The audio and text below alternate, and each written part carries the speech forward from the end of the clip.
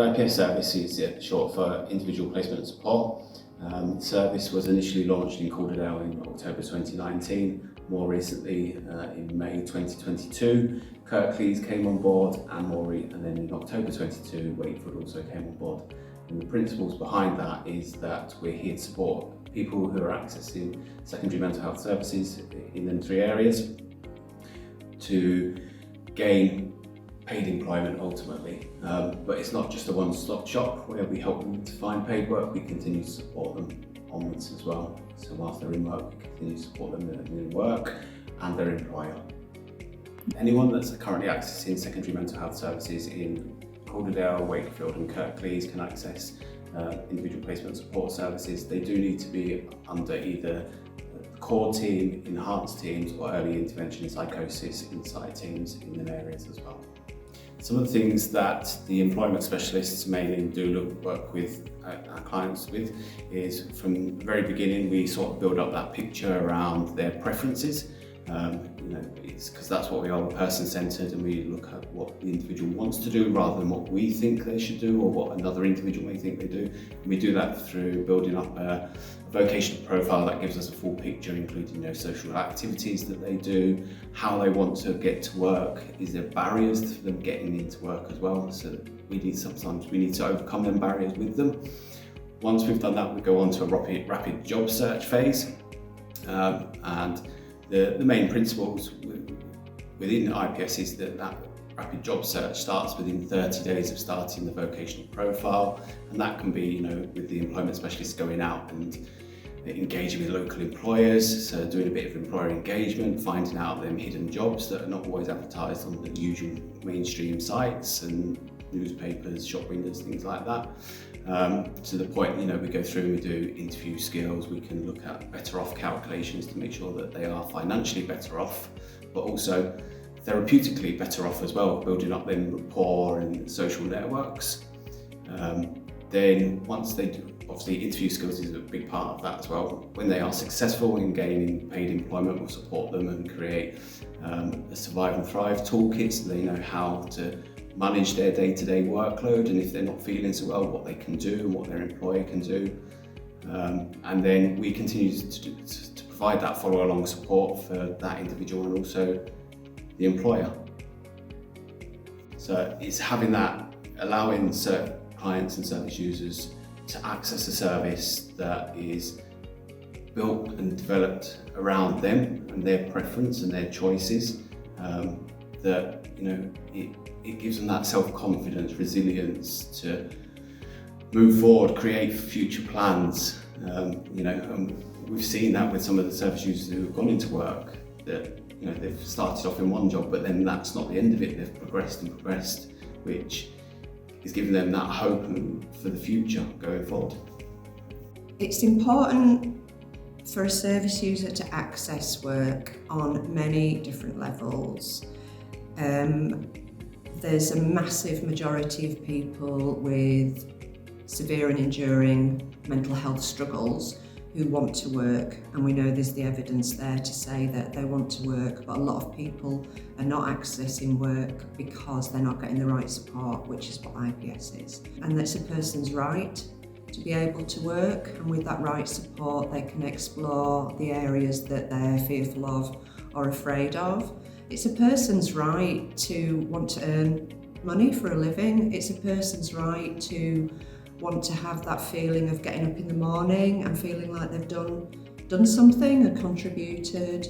What we do at the start is make contact very quickly and arrange an appointment. And that's basically a chance to sit down, tell the person about the service, about how I work and my approach as well, which I think is really important. The service is optional, so if somebody wants to engage in IPS and if they change their mind, there's no issue. But most importantly, I find out where they're at and what they're wanting. Most of the people I work with are very apprehensive about going back to work. They have a lot of worries and a lot of things they're wary of. With the assessment, it's a lot about, we call it strengths strengths-based assessment, so it looks at what their skills are, what their passions are really. We even explore their likes and dislikes generally. It's that giving a client the opportunity to develop and flourish and build that resilience and things like that. And getting them a job is great, but when you start saying, okay, 12, 13, 26 weeks, 52 weeks further on, and they're still in the same job but with the same employer and everything's great, that's really rewarding, because you've helped them develop personal skills and watch them just develop into something that, that's not around their mental health. They don't see themselves as, I fit into this bubble, they're part of more of the wider society. IPS is a key part of our mission, and as part of this we are engaging and building relationships with local employers and education providers. We're also raising awareness, and we're providing opportunities for that employer to be able to fulfil their social responsibility and support their local communities. As part of this, we're also promoting more innovative and inclusive recruitment approaches in the populations that we serve. One of our trust values is that we improve and aim to be outstanding. As part of that, the fidelity reviews for IPS show that we are adhering to the expected model and the expected approach to ensure we have the best outcomes for people who access the service. Within Kirklees, we've achieved the IPS Grow mark, which is the accreditation for that service. We have planned fidelity reviews to achieve IPS Grow for Calderdale and Wakefield over the coming year. Another of our trust values is that as an organisation we are relevant today and ready for tomorrow. The IPS programme is underpinned by 8 key principles. 3 that I'd like to mention are zero exclusion, so that means that this is a service that's open to all. That employment is found in line with the person's preferences, so we make sure that we work alongside people to match them to the correct employment. The third principle I want to mention is the offer of time-limited support to make sure that that person has the best chance of retaining that employment. Our mission as a trust is to support people to reach their potential and live well in their community. And clearly finding employment is an absolutely key part of that.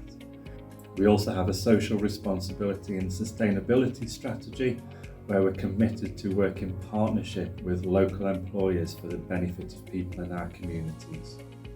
As the exec sponsor of IPS, I'm part of the IPS steering group in the organisation, where we oversee all of our development and are developing our strategy to make sure that this is as successful as it can be.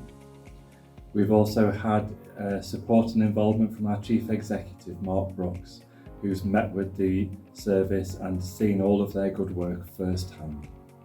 These are new services that we've developed in Kirklees and Wakefield, and we've got plans for further developments in some of our community mental health teams and also in our primary care networks. Individual placement support has been very, very successful. We've had over 118 people start jobs, which since this in the 3-year period is great. In the year 22-23, 255 people have used our IPS services, and 67 people have been able to move into paid employment. Seeing someone's journey and seeing them being able to do things for themselves, so teaching people to do the job searching for themselves, watching them grow and develop as a person, that's massive for me. The most rewarding part of the experience is seeing clients who, when they first come through into the service, how sort of reserved they can be, how they say, well, there's no sort of future for me, there's no hope, I've been told I'll never work, from other professionals, to then have that confidence to progress into work, and that development of their self-esteem and self-belief is just massive.